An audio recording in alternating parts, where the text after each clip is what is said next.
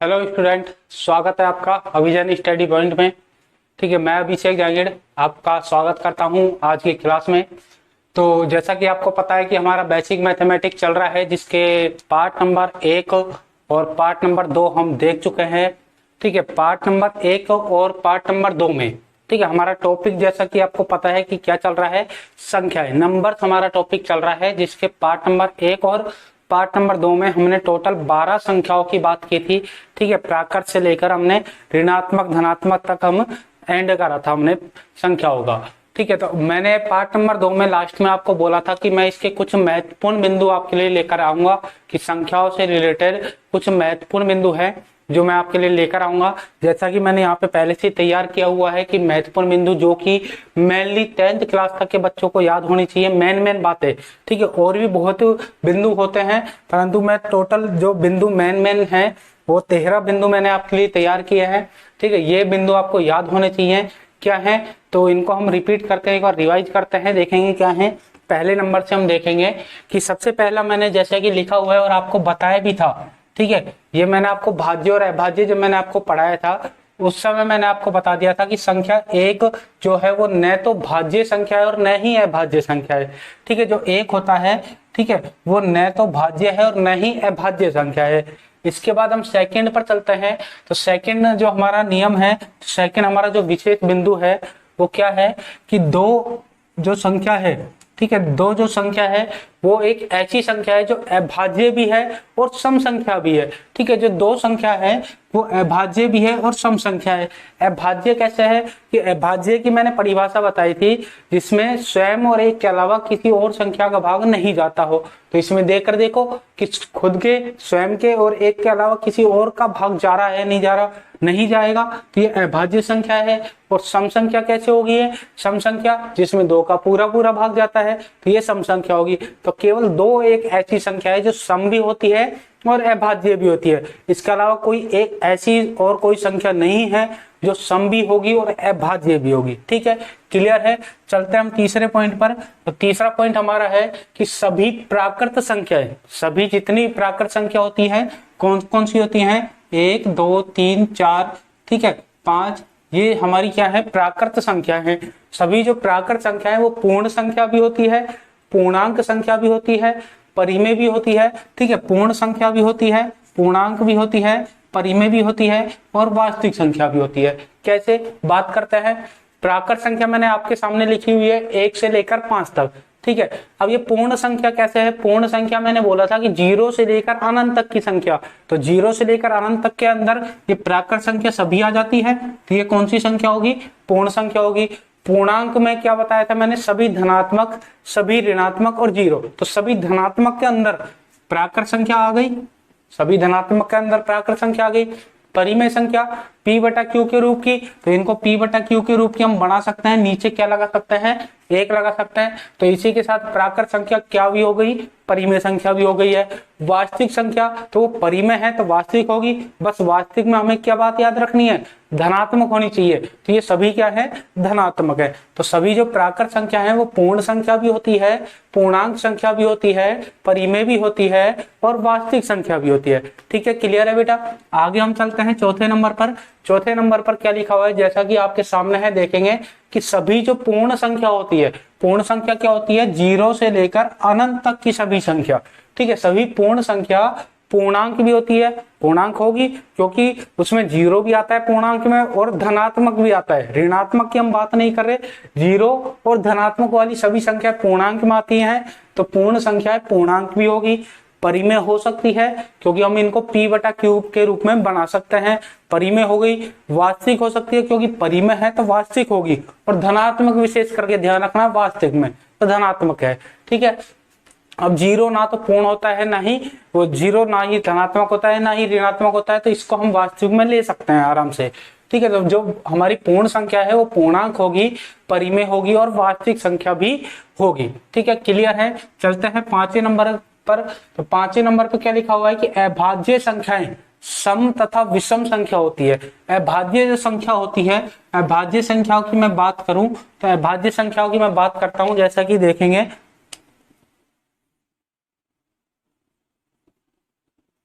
ठीक है। अभाज्य संख्या की मैं बात करता हूं तो अभाज्य संख्या क्या होती है, जिसमें स्वयं और एक के अलावा किसी और संख्या का भाग न जाता हो। ठीक है। एग्जाम्पल जैसा कि मैंने आपको लिखाया था 2, 3, 5, 7, 11, 13। ठीक है। अब ये क्या लिखा हुआ है कि अभाज्य जो संख्या है वो सम तथा विषम संख्या, सम भी होती है और विषम भी होती है। देखो 2 सम संख्या है, ठीक है, और 3 कैसी संख्या है, विषम है।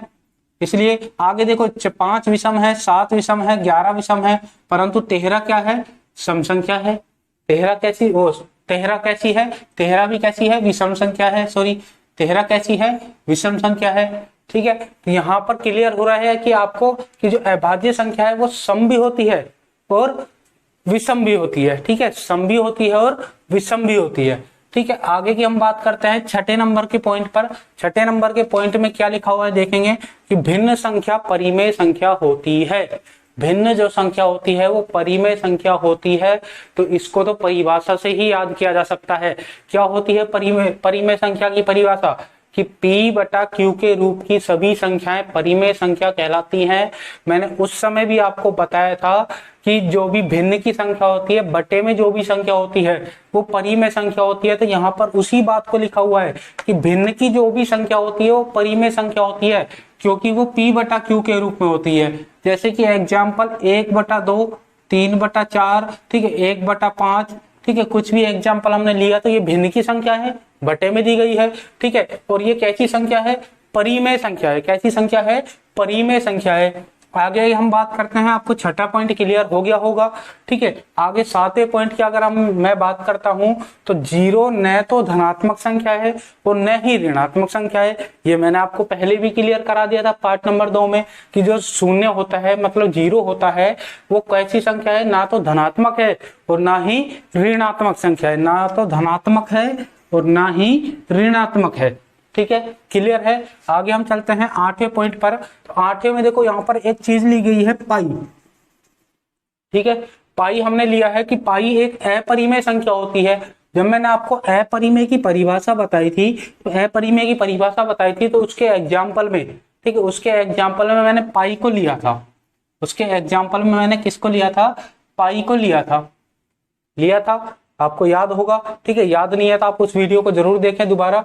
तो पाई एक अपरिमेय संख्या होती है। ठीक है, तो ये आपको याद रखना है, जो पाई होता है वो एक अपरिमेय संख्या होती है, क्योंकि पाई की वैल्यू क्या होती है, 22/7 होती है। और जब हम 22 में 7 का भाग देते हैं तो 3.14, इस प्रकार ये चलता रहता है। ठीक है, 3.141414 इस प्रकार ये चलता रहता है। पाई की वैल्यू बहुत ही लंबी होती है। ठीक है, 3.14 हम बोल सकते हैं या 3.14, इसी प्रकार आगे और भी संख्याएं होती हैं, ये आगे चलता रहता है। इसको हम डैश लेते हैं, परंतु नॉर्मली जब हम पाई की वैल्यू काम में लेते हैं, ठीक है, नॉर्मली हम जब पाई की वैल्यू काम में लेते हैं तो 3.14 लेते हैं या 22/7 लेते हैं। अगर मैं डिग्री में पाई की वैल्यू की बात करता हूं तो डिग्री में पाई की वैल्यू क्या होती है, 180 डिग्री।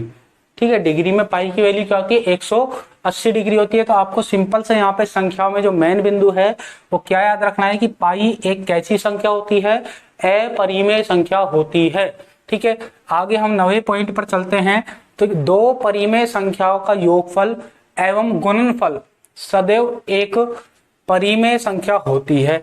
कि 2 कौन सी संख्या ली, परिमेय संख्या ली। परिमेय संख्या में ले लेता हूं, जैसे कि एग्जांपल में 2 परिमेय संख्या में लेता हूं, जैसे कि 2 लिया मैंने और 3 लिया। अब ये परिमेय संख्या है भाई, क्योंकि इसको P बटा Q के रूप में हम बना सकते हैं। तो 2 परिमेय संख्याओं का योगफल, अगर मैं इनको जोड़ता हूं तो क्या आएगा, 5 आएगा। 5 कैसी संख्या है, परिमेय। और उनका गुणनफल, अगर मैं इनको गुणा भी करता हूं तो कितना आएगा, 6 आएगा। ये भी कैसी संख्या है, परिमेय संख्या है। तो जब हम 2 परिमेय संख्याओं को जोड़ते हैं चाहे उनको गुणा करते हैं तो कैसी संख्या निकल कर आती है, परिमेय संख्या निकल कर आती है। ये आपको याद रखना है। ठीक है, आगे हम बात करते हैं पॉइंट नंबर 10 की ओर। 9वां पॉइंट क्लियर है। ठीक है, 10वें पॉइंट की ओर बात करते हैं कि क्या है, एक तो परिमेय संख्या ली, ठीक है, और एक अपरिमेय संख्या ली। एक परिमेय और एक अपरिमेय। पहले वाले पॉइंट में दोनों परिमेय ली थी। ठीक है, इसमें एक परिमेय ली है और एक अपरिमेय ली है। ले लेते हैं एग्जांपल में, एक परिमेय हमने ली है 2 और एक अपरिमेय हमने ली है √2।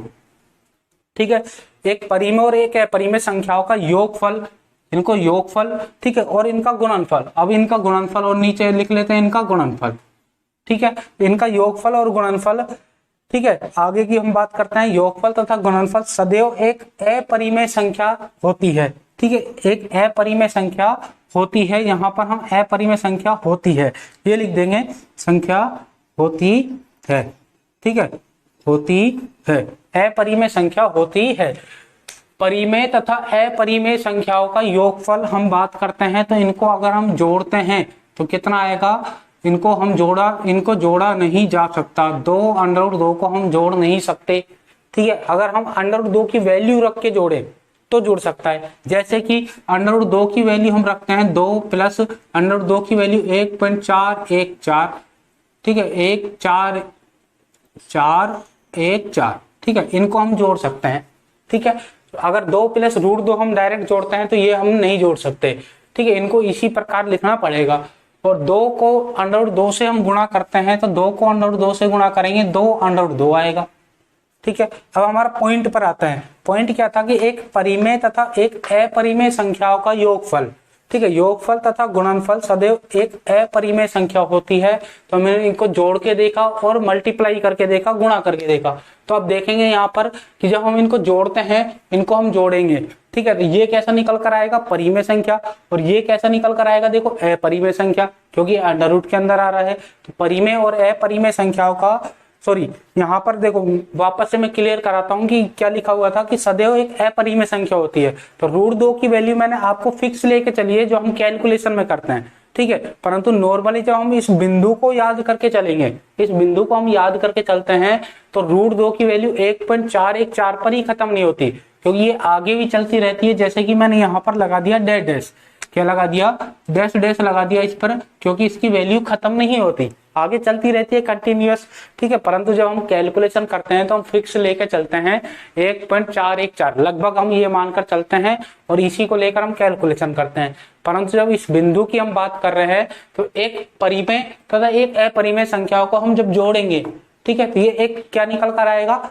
एक अपरिमेय निकल कर आएगा। क्या निकल कर आएगा, देखो ये 3.414 इस प्रकार ये चलता रहेगा। तो ये क्या हो गई, एक अपरिमेय संख्या हो गई। और मल्टीप्लाई मैंने आपको बता दिया, मल्टीप्लाई हम इन दोनों को कर रहे हैं तो ये कैसी संख्या है, एक अपरिमेय संख्या है, क्योंकि वर्गमूल के अंदर आ रही है, अंडर रूट के अंदर आ रही है, ठीक है। तो ये पॉइंट आपका क्लियर हुआ। इसके बाद हम चलते हैं 11वें पॉइंट पर कि 2 अपरिमेय संख्या, ठीक है। देखो तीनों बिंदु में क्या फर्क है, सबसे पहले 2 परिमेय संख्या ली, फिर एक परिमेय और एक अपरिमेय ली, अब दोनों ही अपरिमेय संख्या ली है, ठीक है। दोनों अपरिमेय संख्या अगर हम लेते हैं तो ठीक है, देखेंगे आगे कि 2 अपरिमेय संख्या ली, जैसे कि √2 और √2 दोनों सेम ली है, ठीक है, ये ध्यान रखना दोनों सेम ली है। तो मैं इस पॉइंट को पूरा क्लियर करूंगा आपको कि 2 अपरिमेय संख्याओं का जो योगफल तथा गुणनफल कभी तो परिमेय संख्या होती है, कभी अपरिमेय संख्या होती है। 2 परिमेय संख्याओं का योगफल और गुणनफल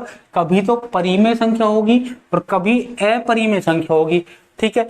कैसे, देखो 2 हमने अपरिमेय संख्या ली है, इनको अगर हम जोड़ते हैं तो ये क्या आएगा, 2√2, तो ये कैसी संख्या हो गई, अपरिमेय, कैसी संख्या हो गई, अपरिमेय। और हम इनको मल्टीप्लाई करते हैं, इनको हम मल्टीप्लाई करते हैं तो ये कैसी संख्या होगी, देखो 2, और 2 कैसी संख्या है, परिमेय। क्लियर है। जब हम 2 अपरिमेय संख्याओं को लेते हैं तो उनका योगफल और गुणनफल कभी तो अपरिमेय आता है, कभी परिमेय आता है। अब आप कहोगे सर आपने तो दोनों ही संख्या सेम ली है, √2 और √2 ली है, आप अलग ले सकते हो, अलग लेके चलते हैं। जैसे कि अलग मैं नीचे बताता हूं कि जैसे कि हमने एक √2 ली और एक √3 ली, ठीक है, √2 ली और √3 ली, ठीक है, इनको जोड़ा और एक बार हम इनको मल्टीप्लाई कर देते हैं √3, ठीक है। इनको हम जब जोड़ेंगे तो देखो √2 की वैल्यू और √3 की वैल्यू हम रखेंगे तो वो डैश डैश लगेगा आगे, ठीक है, खत्म नहीं होगा, ठीक है। तो या हम डायरेक्ट इसको यहीं पे छोड़े तो ये इसको क्या बोलेंगे, हम अपरिमेय संख्या बोलेंगे। और इनकी वैल्यू रख के हम जब इनको ऐड करते हैं तो भी क्या निकल कर आएगा, अपरिमेय संख्या। और इनको हम मल्टीप्लाई करते हैं तो ये क्या निकल कर आएगा, √6। देखो 2 चीज आपको एक बात यहाँ पर बता देता हूँ, जब भी हम अंडर रूट के अंदर की सेम संख्याओं को मल्टीप्लाई करते हैं, मतलब अंडर रूट वर्गमूल वाली सेम संख्याओं को मल्टीप्लाई करते हैं तो वर्गमूल का चिन्ह हट जाता है, अंदर वाली संख्या बचती है, ठीक है। अंडर रूट के अंदर अगर सेम संख्या है और उनको मल्टीप्लाई कर रहे हैं तो अंडर रूट हट जाएगा और क्या बचेगा, केवल अंदर वाली संख्या। जब अंडर रूट वाली संख्याओं को हम मल्टीप्लाई कर रहे हैं परंतु अंदर संख्या कैसी है, अलग अलग है, तो अंडर रूट नहीं हटेगा, अंडर रूट आएगा और हम क्या कर देंगे, अंदर वाली संख्याओं को मल्टीप्लाई कर देंगे। यहाँ पर हमको एक नई बात सीखने को मिली है। ठीक है, अब अपने पॉइंट पर आते हैं। दो अपरिमेय संख्याओं को हमने ऐड किया, क्या आएगा, अपरिमेय। दो अपरिमेय संख्याओं को हमने मल्टीप्लाई करा तो भी क्या निकल कर आया, ये अपरिमेय। ये कैसी संख्या है, अपरिमेय। तो मैंने यहाँ पर बोला था कि कभी तो परिमेय होता है और कभी अपरिमेय। कभी परिमेय का मतलब देखो वहां पर परिमेय निकला था, कभी अपरिमेय, तो यहाँ पर दोनों अपरिमेय निकला था, यहाँ पर एक बार अपरिमेय निकला था। तो कभी तो परिमेय हो जाता है, कभी अपरिमेय हो जाता है। क्लियर है। 12वें पॉइंट पर चलते हैं कि प्रत्येक सम संख्या का वर्ग, प्रत्येक सम संख्या का वर्ग एक सम संख्या होती है। सम संख्या का वर्ग एक सम संख्या होती है और प्रत्येक विषम संख्या का वर्ग, 13वां पॉइंट भी देखेंगे, प्रत्येक विषम संख्या का वर्ग एक विषम संख्या होती है। ठीक है, प्रत्येक सम संख्या का वर्ग एक सम संख्या होती है और विषम संख्या का वर्ग एक विषम संख्या होती है। एग्जाम्पल, जैसे सम संख्या ली मैंने 2 और 4। ठीक है, 2 का हम वर्ग करेंगे, 2 का वर्ग क्या आएगा, 4, और 4 का हम वर्ग करेंगे तो 4 का स्क्वायर कितना आएगा, 16। ठीक है, तो 2 और 4 कैसी संख्या है, सम है। सम संख्याओं का हमने वर्ग करा तो भी कैसी संख्या निकली है, सम संख्या निकली। भाई 2 का भाग जा रहा है इसमें। ठीक है, सम संख्या होती है, सम संख्या का वर्ग सम संख्या होती है। विषम संख्या की बात करते हैं तो विषम संख्या में जैसे मैंने लिया 3 का स्क्वायर और 9 लिया 9 का स्क्वायर, ये दोनों कैसी संख्या है, विषम संख्या है। 3 और 9 कैसी संख्या है, विषम संख्या है, क्योंकि इनमें 2 का पूरा भाग नहीं जा रहा है। 3 का स्क्वायर कितना होगा, 9 होगा, और 9 का स्क्वायर कितना होगा, 81 होगा, 81 होगा। अब 9 और 81 को आप देखें, ये सम है या विषम है, ये विषम संख्या है, क्योंकि इनमें 2 का पूरा भाग नहीं जा रहा। तो आपको ये याद रखना है कि प्रत्येक सम संख्या का वर्ग एक सम संख्या होती है, प्रत्येक विषम संख्या का वर्ग एक विषम संख्या होती है। ठीक है, क्लियर है। तो संख्याओं पर कुछ विशेष बिंदु थे जो आपके लिए मैं टोटल बिंदु कितने लेकर आया हूं, 13 बिंदु मैं आपके लिए लेकर आया हूं। तो इन 13 बिंदुओं को आप अपने माइंड में सेट रखेंगे, बिल्कुल याद करेंगे। ठीक है, जो संख्याओं पर आपको बहुत काम आएंगे, आगे आपकी कैलकुलेशन में भी काम आएंगे, आपको कहीं भी आगे कंपटीशन तक भी आप जाओगे तो आपको ये चीजें काम में आएंगे। ठीक है, तो हमारा जो संख्याओं का टॉपिक था आज यहाँ पर पार्ट नंबर 3 के साथ ही खत्म होता है। ठीक है, आगे मैं इसमें और कुछ देखता हूँ, अगर कुछ नया मिलता है तो मैं पार्ट नंबर 4 लेकर आऊंगा, अन्यथा मैं कुछ नया टॉपिक स्टार्ट करूंगा अपनी नेक्स्ट क्लास में। तो आज की हमारी जो क्लास थी वो यहीं पर समाप्त होती है। ठीक है, आज की हमारी छोटी ही क्लास थी। ठीक है, हमारी क्लास आज यहीं पर समाप्त होती है। आपको अगर हमारी वीडियो, आज की वीडियो अच्छी लगी और हमारी डेली की जो वीडियो है आपको अच्छी लगती हैं तो आप लाइक करें, खूब सारा शेयर करें, कमेंट करके जरूर बताएं कि आपको कैसा लगा। ठीक है, हमारी पढ़ाई आपको अच्छी लगी या नहीं लगी, जैसा भी आप कमेंट करके बताएं। कोई प्रॉब्लम होती है, आपको किसी चीज में कोई प्रॉब्लम आती है तो आप कमेंट जरूर करें। आपके कमेंट करने पर आपकी जो प्रॉब्लम होगी उस प्रॉब्लम का समाधान किया जाएगा। ठीक है, और अगर आपने अभी तक हमारे चैनल को सब्सक्राइब नहीं किया है, अगर यदि आप नए यूजर्स हैं तो प्लीज हमारे चैनल को सब्सक्राइब जरूर करें। और इसी के साथ मैं अभिषेक जहांगीर आज की क्लास को यहीं समाप्त करते हुए आपसे विदा लेता हूं। धन्यवाद।